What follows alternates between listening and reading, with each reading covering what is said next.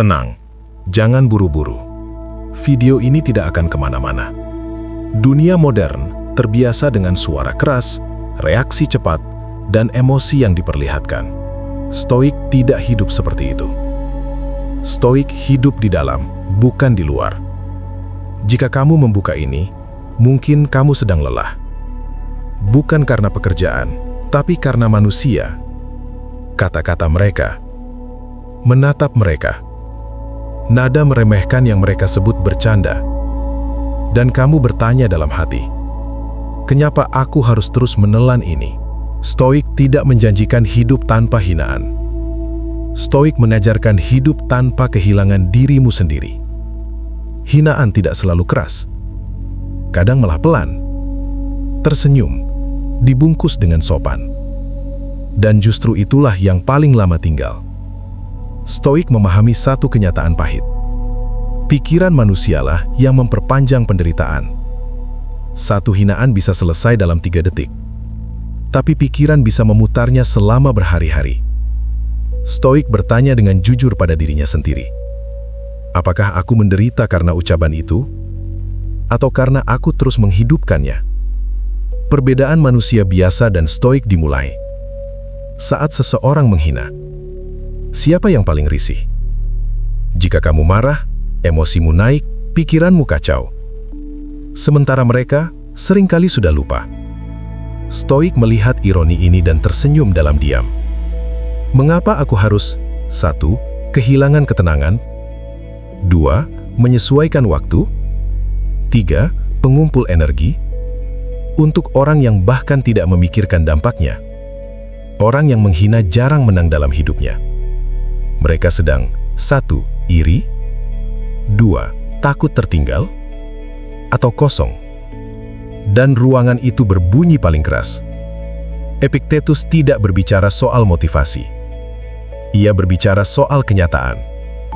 Ada hal yang sepenuhnya milikmu, pikiran, sikap, pilihan. Bukan milikmu, opini, penilaian, lidah orang lain. Stoik hanya fokus pada wilayahnya. Saat kamu kacau, itu bukan karena hinaan itu kuat, tapi karena kamu menyerahkan kendali batinmu. Dan Stoik berkata, aku tidak menyerahkan kunci rumah batinku pada siapapun. Diam adalah seni yang mahal. Tidak semua orang mampu diam saat harga dirinya disentuh. Diam bukan menahan emosi. Dia memahami emosi lalu memilih untuk tidak ditalik olehnya. Orang lemah bereaksi, orang kuat memilih. Stoik tidak bertanya, bagaimana caranya membalas? Stoik bertanya, apakah ini pantas mengganggu jiwaku? Dan seringkali jawabannya, tidak. Ego selalu berbicara. Kamu harus membalas. Kamu harus terlihat menang. Kalau diam, kamu kalah. Stoik mengenali suara itu. Dan Stoik tidak menjulurkan ego, mereka menundukkannya. Karena orang yang hidup untuk ego akan selalu bergantung pada reaksi orang lain.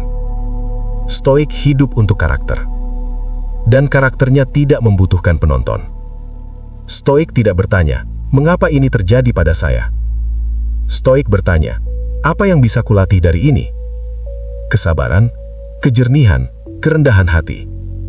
Hinaan adalah ujian gratis. Banyak orang yang gagal, tabah berlatih. Seperti besi di tempat api, jiwa di tempat tekanan. Membuktikan diri adalah penjara halus. Hari ini membuktikan pada 1 orang, besok pada 10 orang, lalu seumur hidup di dunia. Stoik keluar dari penjara itu. Mereka hidup sederhana. Benar menurut akal, tenang menurut hati. Jika hasilnya datang, biarlah ia datang. Jika tidak, jiwa tetap utuh. Kamu tidak diciptakan untuk memahami semua orang. Dan itu bukanlah kegagalan. Bahkan berliannya tidak disukai semua orang. Stoik menerima satu kenyataan dewasa.